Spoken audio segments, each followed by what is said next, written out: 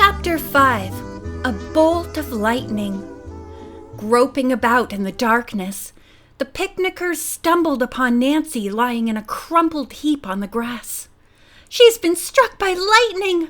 wailed Bess, dropping down on her knees before the unconscious girl. "Speak to us!" sobbed George, beside herself with fear. Nancy moved slightly, murmuring, "Where am I? What happened?" The young people were so relieved to hear their friend's voice that they could have shouted for joy. Ned picked up the girl in his arms and carried her to the car. "We must get a doctor right away," urged George. "Drive as fast as you can, Ned." "I'm all right," Nancy maintained weakly, trying to sit up. "I was stunned for a minute when that tree was struck. My mind is clearing now. Just take me home." Ned and the girls felt that she should be overruled, but Nancy won out in the end. She insisted upon returning to the Drew house. Before River Heights was reached, she was much better, but all agreed that her escape from death had been miraculous. Mr. Drew and Hannah Gruen shared the same thought when they learned of the accident. Despite Nancy's protests, they put her to bed at once. After sleeping well throughout the night, she awakened with only a slight headache to remind her of the misadventure. Nancy had finished eating a late breakfast and was packing a few articles into her new trunk when Hannah came upstairs to tell her she had a caller. "It's Senora Zola, headmistress of Laurel Hall," whispered the housekeeper. Nancy tossed a pair of stockings into the trunk. "Oh dear, I was afraid of this." Wondering if Mrs. Jocelyn had succeeded in causing trouble, the girl went downstairs to meet the headmistress. A prim woman in her late 30s looked decidedly ill at ease as she took Nancy's hand. "I must apologize for calling in the morning," she began nervously, in a delightful low voice with a slight accent. "I really had to talk with you about your plans for the trip to Buenos Aires. I scarcely know how to say what is in my mind." "Perhaps I can help you," said Nancy, taking pity upon the lady. "Mrs. Jocelyn came to see me yesterday." "Oh, then you know why I am here?" "Mrs. Jocelyn made several mean accusations against me. No doubt she repeated them to you." "Yes, she did, Nancy. Needless to say, I consider her attitude very unreasonable. You can understand I am placed in a most difficult position. Nestrelda is a student in our school, and her parents are influential." "I quite understand, Senora Zola. Then you wish me to withdraw from the trip?" The headmistress could not conceal her feeling of relief. "It would simplify matters if you should decide to join another group, Nancy. I realize I have no right to make such a request when the trip is only 4 days away. Will it greatly upset you to change?" "I had planned on traveling aboard the Patrician," Nancy said honestly. "Of course I am disappointed." While the two sat discussing the situation, Bess and George arrived at the Drew home. Nancy immediately introduced them to the headmistress, who again reviewed Mrs. Jocelyn's demand. "I've never heard of such a request," Bess declared indignantly. "Nancy is a wonderful girl, and I'm sure she is as cultured as Mrs. Jocelyn's daughter."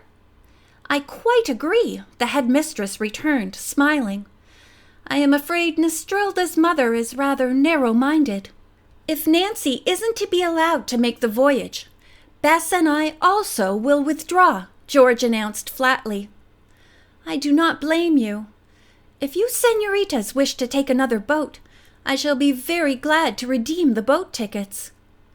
"But it is so late to change our plans now," protested Bess.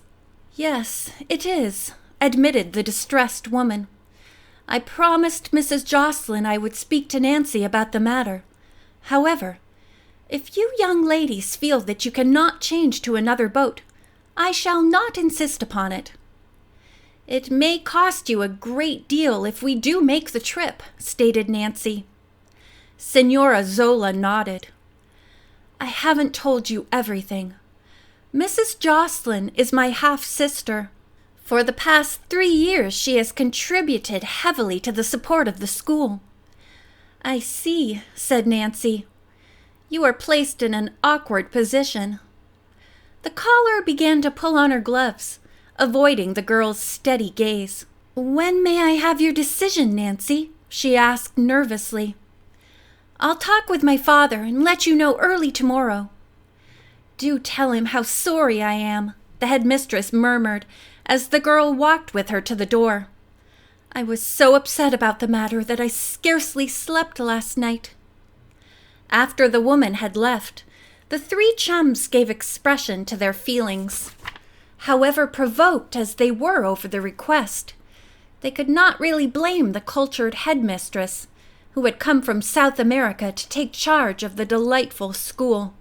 They liked the woman and realized she was dominated by her half-sister, whose money was needed to support Laurel Hall. "I think it wouldn't be much fun traveling with an Estrelda in any case," declared George with a toss of her head. "I wish we could go alone." "So do I," replied Nancy soberly. "Let's talk over the matter with our parents." Mr. Drew, the Marvins, and the Fanes found it difficult to arrive at a decision. They agreed that the girls would have a more enjoyable trip traveling unchaperoned, yet they did not wish to send them on such a trip without an older woman in the group. "We don't know a person who is going to South America," Bess said gloomily. Thoughtfully, Nancy sat stroking Snowball's soft fur. Then suddenly she cried out, "Oh, girls! Something has just come to me. I've been trying and trying to figure out who might have sent this cat to me, and I believe I've hit upon the answer." "What has that to do with our present problem?" demanded George in a despairing voice. "Why, everything. Do you remember that darling little lady from Buenos Aires whom I kept from being swindled?" "Mrs. Purdy?" cried Bess, becoming interested. "She was crazy about cats." "Mrs. Purdy often said she was thinking of returning to South America on a visit after her husband died," Nancy went on. "You recall she was born there but married a man from our country. Possibly we could induce her to travel as our chaperone." "She would be a very suitable person," declared Mrs. Marvin when she heard the suggestion. "I would not hesitate sending Bess with her. She is a most delightful person and speaks her native tongue so beautifully." Since Mrs. Purdy was favored by everyone, Nancy and her chums set off at once toward the woman's home, which was located in the town of Weldon, not far from River Heights. Presently they came to a charming little vine-covered cottage at the east edge of the village. "This must be the place," said Bess, adding in disappointment, "The windows are boarded up. She must have gone away." "Mrs. Purdy was our only hope," groaned George, her shoulders slumping. "Now what are we to do?" Nancy climbed from the car. "Let's inquire at the next house to make certain we have found the right place." A motherly woman in pink gingham, who came to the door, expressed a kindly sympathy when the girls told her why they wished to locate her neighbor. "Now, isn't that too bad?" she murmured. "Mrs. Purdy closed up her cottage not 3 days ago. She went back to South America to visit her folks. And to think we might have gone with her if only we had known," exclaimed Bess, visibly wilting. "I don't suppose you have Mrs. Purdy's address?" Nancy inquired after a long moment of silence. "Why, yes, I have it. She asked me to write to her. Would you care to have it?" "Please." The woman disappeared into the house, returning in a moment with a slip of paper which she gave to Nancy. "I don't see what good her address will do us," Bess complained listlessly as the chums got into the car. "Mrs. Purdy is probably on board ship by this time." "Oh, I meant to ask that woman the name of the steamer she sailed on," Nancy exclaimed, running to the porch to correct her oversight.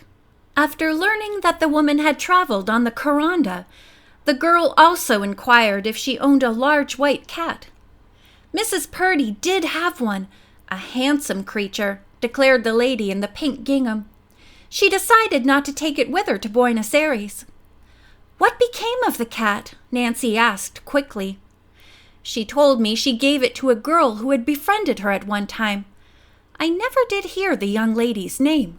Nancy might have set the woman's mind at rest upon that point. Instead, she thanked her for the information and returned excitedly to her waiting chums. "Now we're going to the nearest telegraph office," she told them cheerfully. "It may be a waste of good money, but I intend to send a radiogram to Mrs. Purdy's ship." "Asking her to come back home?" asked Bess teasingly. "We'll request her to serve as our chaperone after we reach Buenos Aires. Maybe she'll do it, and if she should consent, our parents surely won't object to our traveling alone." "That's a wonderful idea, Nancy," said George with sudden approval. At the Weldon telegraph office, another customer stood in line ahead of the girls. They were compelled to wait until he had written his message, as he was using the only available pencil. To their annoyance, he seemed unable to make up his mind what he wished to say. Finally, he tore off the sheet from the pad and tossed it carelessly toward the wastebasket. The paper missed its mark, but the man did not notice this as he busied himself with writing a second message. "We'll be here all day," Bess sighed, shifting her weight from one foot to the other. Nancy could not see the man's face clearly, for it was half hidden beneath a wide-brimmed felt hat. She had a feeling that she had met him before somewhere. Without glancing toward the girls, he shoved his completed message and a crisp bill across the desk, then left the building. "Thank goodness," sighed Bess. "Now it's our turn to use the pencil." To the surprise of her chums, Nancy crossed to the wastebasket and picked up from the floor the piece of paper dropped by the stranger. As she started to throw it into the nearby receptacle, she noticed the message written on the sheet. A strange expression came over her face. "What's the matter?" inquired George, moving quickly to her chum's side. "Just read this," said Nancy in awe. "Drew La Plata, Saturday. Now what can that mean with my name on it?" End of chapter 5.